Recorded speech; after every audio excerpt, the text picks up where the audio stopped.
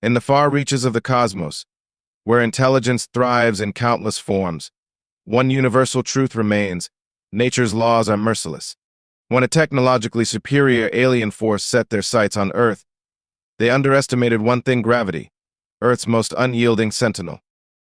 The fleet appeared without warning, slipping into view from the dark expanse of space like a shimmering storm of light. It started as a faint twinkle beyond the stars, but soon thousands of alien vessels revealed themselves, blotting out the heavens in their sheer number and size.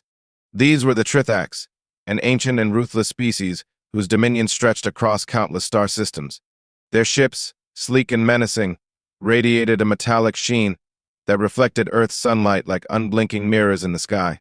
To the people below, the sight was both awe-inspiring and terrifying. The Trithaks weren't explorers or diplomats. They were conquerors, and their purpose was clear.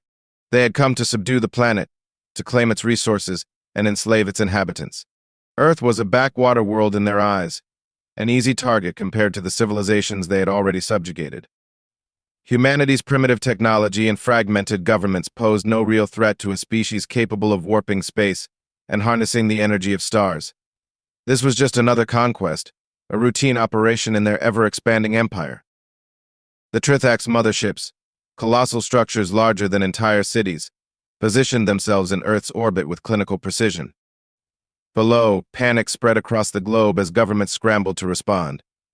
News networks broadcast images of the alien fleet, speculating wildly about its purpose. While militaries mobilized, their leaders knew that Earth's weapons, missiles, and jets were hopelessly outclassed. Humanity could only watch and wait, bracing for the inevitable. As the fleet's vanguard began its descent, the true scale of the invasion became apparent. Smaller vessels broke away from the motherships, forming intricate patterns as they moved toward the atmosphere. These were the Trithaks dropships, designed to deliver soldiers and machinery to the surface in coordinated waves. Their hulls glowed faintly with the energy of their gravitational manipulation engines, devices capable of bending planetary forces to their will. To the Trithaks, gravity was a mere inconvenience, something they had long since learned to control. But Earth was different. As the first wave of ships entered the atmosphere, they encountered resistance not from weapons, but from the planet itself. The air grew dense, thick with turbulence that shook the vessels like leaves in a storm. Their instruments, calibrated to compensate for gravitational pull, began to fail. Readings spiked erratically, and the advanced systems struggled to adapt. The planet's gravity, so seemingly ordinary, became a silent adversary, tugging at the ships with a force they hadn't anticipated. At first, the anomalies were dismissed as minor technical issues. The Trithaks were confident in their technology, their arrogance blinding them to the growing threat. But as more ships descended, the anomalies turned catastrophic. Hulls groaned under unexpected pressure. Stabilizing systems overheated, and energy shields flickered dangerously. The flawless precision of their fleet began to crumble as ships veered off course, some spiraling out of control. To the humans below, it was a strange and surreal sight. What should have been an unstoppable invasion force now appeared clumsy and disoriented. The ships that reached the lower atmosphere trembled, as if the planet itself resisted their presence. Earth, underestimated and unassuming, was already fighting back. As the Trithaks' fleet descended deeper into Earth's atmosphere, the anomalies they had initially dismissed as minor glitches began to escalate into full-blown crises. Their ships, marvels of engineering designed to conquer worlds, now seemed vulnerable against an invisible enemy. The planet's gravity, so ordinary to those who lived under its pull, became an unpredictable and unrelenting force. It was not merely pulling the ships down, it was crushing them, testing the limits of their design and the confidence of their pilots. Inside the massive motherships, alarms blared and systems overloaded. Gravitational manipulation engines, meant to counteract planetary forces, began to overheat under the strain. These devices, which had worked flawlessly on dozens of other planets, faltered as they tried to adapt to Earth's unique gravity. The invaders had prepared for a straightforward operation, assuming Earth's physical characteristics would be no different from countless other terrestrial worlds. But this assumption, born of overconfidence, was proving to be their undoing. The first wave of scout ships disintegrated as they hit turbulent pockets of atmosphere. Designed for reconnaissance and precision landings, they were ill-equipped to handle the chaotic gravitational fluctuations caused by Earth's dense core and spinning molten interior. Some ships shattered instantly, their fragments scattering across the skies in fiery streaks. Others managed to hold together but lost control, spiraling downward in erratic patterns before slamming into mountains, oceans, and forests. From the ground, humanity watched in astonishment as the alien fleet's meticulous formation broke apart. What had initially seemed like an organized descent turned into a spectacle of chaos. Bright streaks of fire painted the night sky as debris rained down, lighting up the horizon in bursts of alien metal. Panic gave way to a strange mixture of hope and confusion. Was this an attack, or was something going wrong for the invaders? The Trithax quickly realized that they had underestimated Earth's gravitational complexity. Unlike the uniform fields of most planets they had encountered, Earth's gravity was influenced by its dynamic geology, from shifting tectonic plates to its churning molten core. The fluctuations created localized zones of intense gravitational pull, areas where their ship's stabilizers couldn't keep up. Even the largest vessels, equipped with reinforced hulls and advanced shielding, began to groan under the relentless stress. The ships that managed to descend further faced an even greater challenge. Earth's atmosphere, thick and volatile, became a trap. The high-speed entry created intense friction, generating heat that overwhelmed cooling systems. The Trithax had always relied on their energy shields to protect them during planetary landings, but these shields began to flicker and fail. Without them, the vessels were exposed to atmospheric forces they were never designed to endure. Within moments, the fleet's confidence crumbled. What should have been a swift and calculated operation was turning into a nightmare. The planet they had dismissed as primitive was proving to be anything but. As their ships continued to falter, the realization began to spread among the Trithax commanders.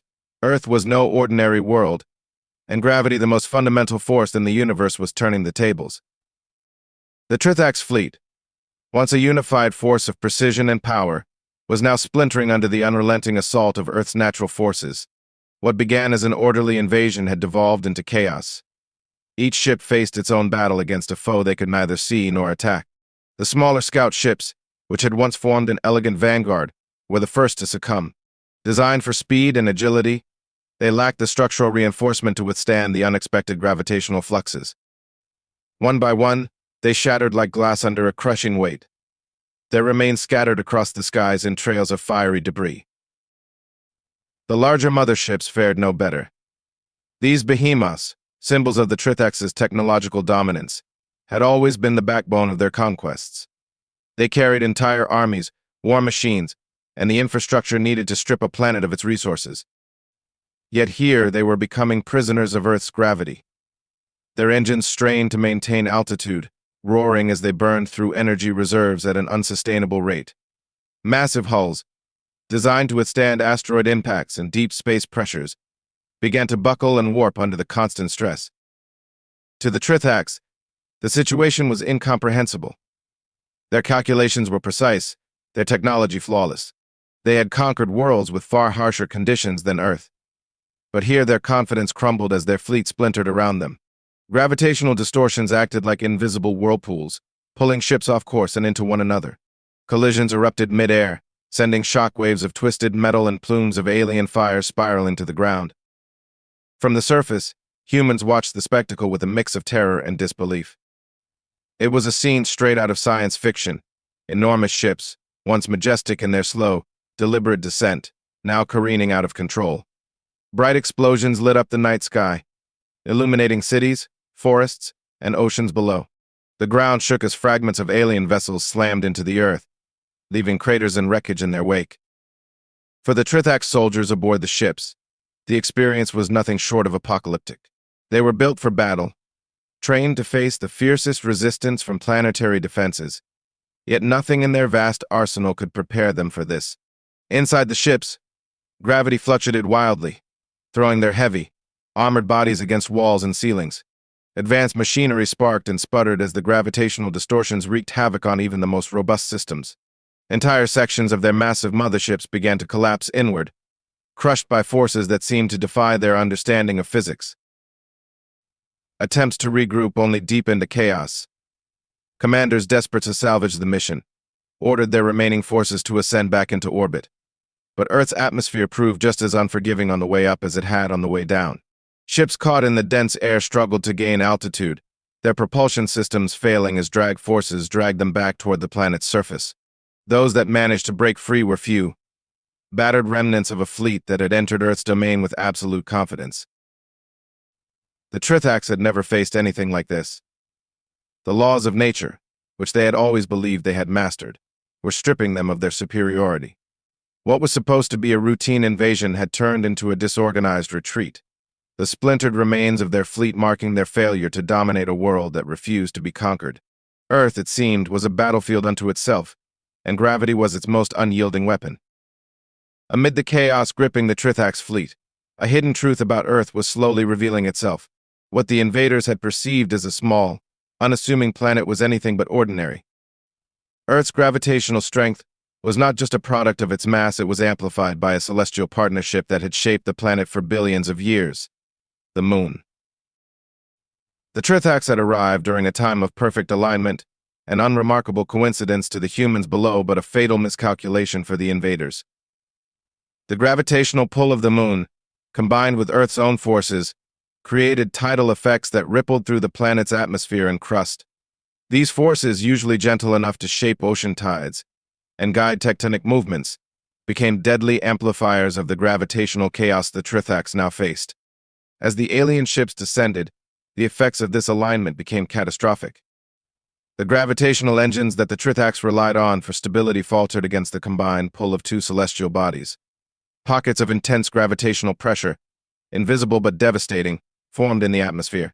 Ships attempting to descend through these zones were caught in gravitational vortices, their trajectories warped unpredictably. Some vessels were dragged violently downward, their hulls crumpling under forces they could not counter. Others found themselves slingshot into the upper atmosphere, spinning out of control before breaking apart. What made Earth's defense even more insidious was its dynamic geology. The molten core of the planet, constantly churning with heat and movement, created localized gravitational anomalies. These fluxes were subtle to the humans who lived on the surface, but deadly to the precision-dependent technology of the Trithax. Ships that had adjusted to one gravitational pull found themselves slammed by a sudden surge from below, throwing them into fatal spirals. The invaders were unprepared for the dual assault of Earth's gravity and atmospheric density. Their navigation systems, built to chart interstellar paths and account for planetary gravity, failed in the face of such unpredictability. Onboard computers, overwhelmed by conflicting data, began to shut down or malfunction. For every adjustment the Trithax made, Earth responded with another unseen twist, as though the planet itself was fighting back with calculated intent. The Moon's role in this devastation was undeniable. Its orbit, which exerted a constant yet shifting pull on Earth's surface, amplified the chaos in ways the Trithax could never have foreseen. The alignment of Earth, Moon, and Sun during the invasion intensified these effects, creating gravitational tides that pushed and pulled at the alien fleet. The Trithax, masters of planetary conquest, had encountered worlds with moons before, but none like Earth's so perfectly placed, so intricately tied to its host. From the ground, humanity watched as their celestial neighbor played its part in the destruction of the invaders. To most, the Moon was simply a familiar presence in the night sky, but now it revealed its true power. Its gravitational influence, a force that had shaped Earth's tides, seasons, and stability, became an unrelenting ally. As more ships crumbled and fell, the Trithax realized they had not simply underestimated Earth's gravity, they had underestimated the planet's entire system. Every factor from its molten core to its orbiting moon worked together to create an environment that was anything but welcoming. Their invasion force, designed to overpower a world with brute strength, was unraveling under the intricate interplay of forces they could neither predict nor control. What they had thought would be a swift domination had turned into a nightmarish struggle for survival against a planet that seemed alive with resistance. Earth and its moon had become an unstoppable duo, rejecting the invaders with crushing finality. The Trithax forces that managed to breach the atmosphere and reach the surface soon discovered that their nightmare was far from over. Earth's gravity, which had already wreaked havoc on their fleet, now unleashed its full fury on the invaders. For a species accustomed to low-gravity worlds and the controlled environments of their ships, Earth's unyielding pull became an omnipresent adversary. The Trithak soldiers, clad in advanced exoskeletal armor, disembarked from their battered dropships with a sense of grim determination. These suits, designed to enhance strength and mobility, functioned perfectly on other worlds. But on Earth, the crushing gravity turned their greatest advantage into a burden.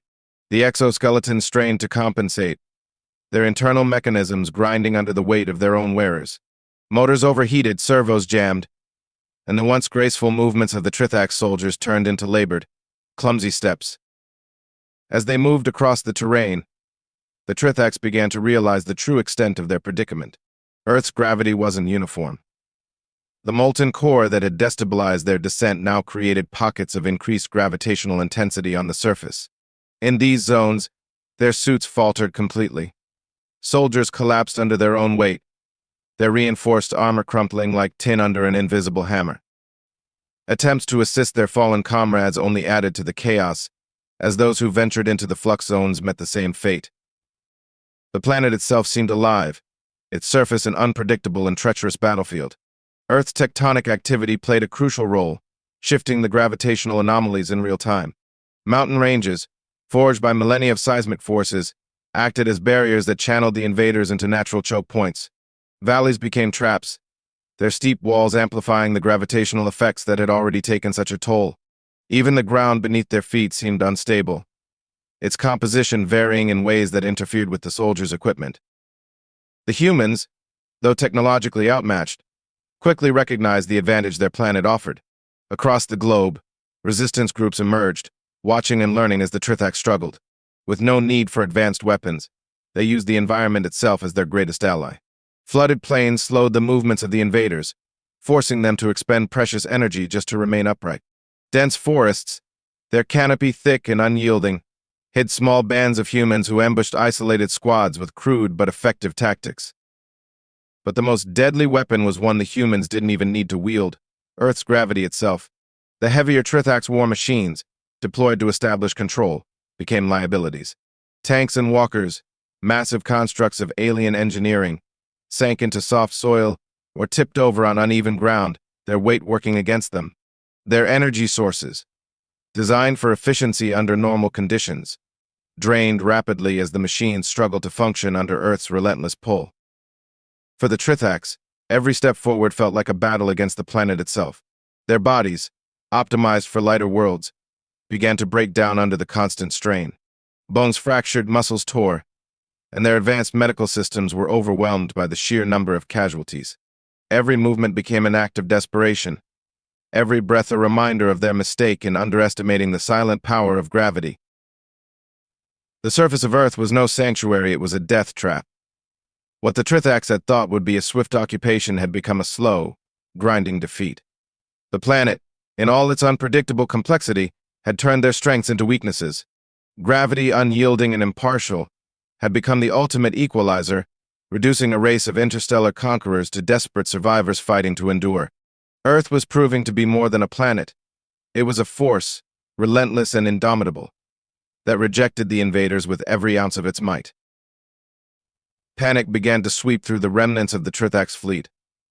What had started as an operation of precision and dominance had spiraled into utter chaos. Their motherships, once the pride of their conquest-driven civilization, now hung precariously in low orbit, battered by gravitational forces they couldn't control. On the ground, their soldiers and war machines floundered, unable to gain a foothold against the relentless pull of Earth's gravity.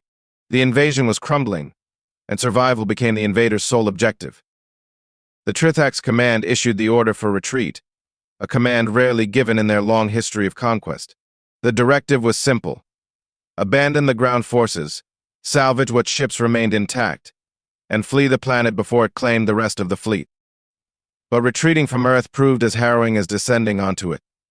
The dense atmosphere that had dragged their ships down now turned into an inescapable trap. As the vessels attempted to ascend, they faced drag forces that far exceeded their design limits. Engines roared, spewing heat and smoke as they pushed against the crushing weight of the air around them. Many ships never made it. Smaller craft, their propulsion systems already strained from the descent, disintegrated under the stress of re-entry. Their hulls, weakened by gravitational anomalies and atmospheric friction, buckled and tore apart. Debris rained down in fiery streaks, a grim spectacle visible to the humans below. Even the larger motherships struggled. Their massive frames, once symbols of invincibility, groaned under the combined forces of gravity, drag, and their own desperate propulsion systems. For the Trithax forces still stranded on the ground, the retreat order was a death sentence. Their communication systems, disrupted by Earth's magnetic fields and the chaos of the battlefield, failed to coordinate an evacuation.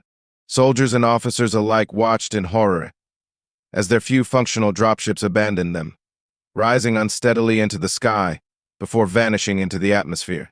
Without their technological lifelines, the stranded forces were left to contend with Earth's unyielding terrain and the relentless gravity that had already claimed so many. The humans, emboldened by the retreat, seized the moment. Across the globe, resistance movements intensified their efforts, targeting the invaders' remaining machinery and infrastructure. Improvised traps and sabotage exploited the invaders' weaknesses, turning their advanced technology against them. Tanks were lured into bogs where their weight caused them to sink irretrievably. Exosuited soldiers were forced into dense forests, where the uneven ground and shifting gravity rendered their movements sluggish and ineffective. In the skies, the Trithax retreat devolved into chaos. Ships collided in their desperate rush to escape, their navigational systems overwhelmed by the gravitational distortions that plagued Earth's atmosphere. The few vessels that managed to break free from the planet's grip limped into orbit, their hulls scarred and their energy reserves nearly depleted. Even as they escaped Earth's immediate reach, the damage to their fleet was irreparable. From the surface, humanity watched the retreat with a mix of relief and awe. The invaders, so formidable in their approach, were now reduced to fragments of their former power. Earth had not merely resisted, it had fought back with forces so fundamental, so unrelenting, that no technology could counter them. For the Trithax, retreat was not just a defeat, it was a lesson etched into the wreckage of their fleet and the unyielding pull of a planet they would never forget.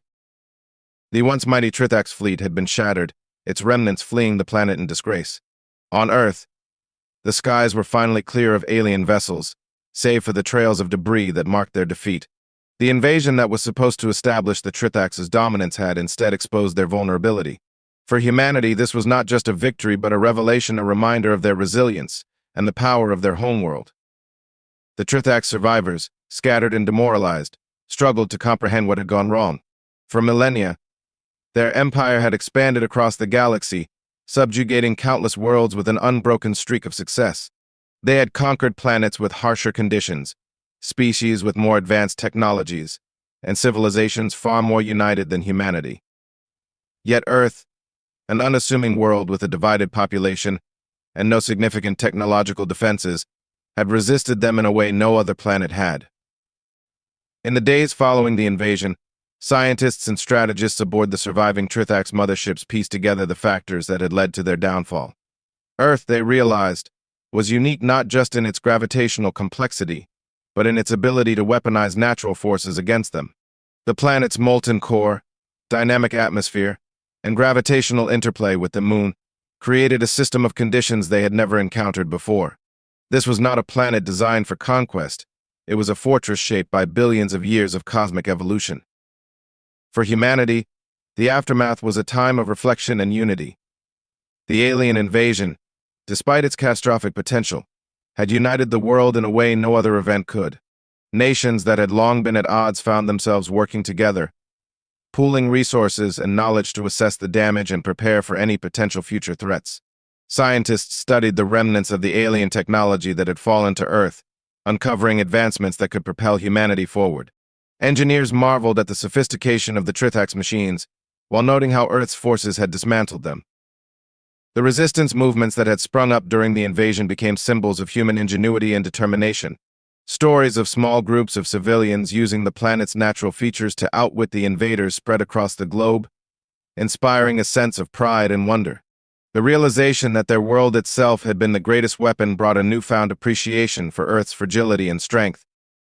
For the Trithax, the defeat marked a turning point. Their empire, built on the belief in their technological superiority, faced an existential crisis. Reports of Earth's resistance spread among their colonies, shaking the foundations of their dominance. If such a seemingly insignificant planet could repel them, what other forces in the galaxy might they have underestimated? Earth's message to the cosmos was clear. It was not just a planet of intelligent life, but a world shaped by forces too powerful to ignore. The Trithaks, who had once seen gravity as a mere obstacle to be overcome, now understood it as a force that could humble even the greatest of empires. In the quiet aftermath, humanity looked up at the stars with a mix of caution and confidence. They knew the Trithaks might one day return, perhaps with stronger fleets and better preparations. But they also knew that Earth had already proven itself. It was not just a home, but a protector, a planet whose very nature made it a formidable ally. And as the debris of the invasion settled, and the world began to heal, humanity prepared for whatever lay ahead, knowing that the planet they called home was ready to defend them again if needed. Earth's greatest defense isn't what we build, but what we are. Stay curious, stay amazed, subscribe to Starlight Sci-Fi for more cosmic tales.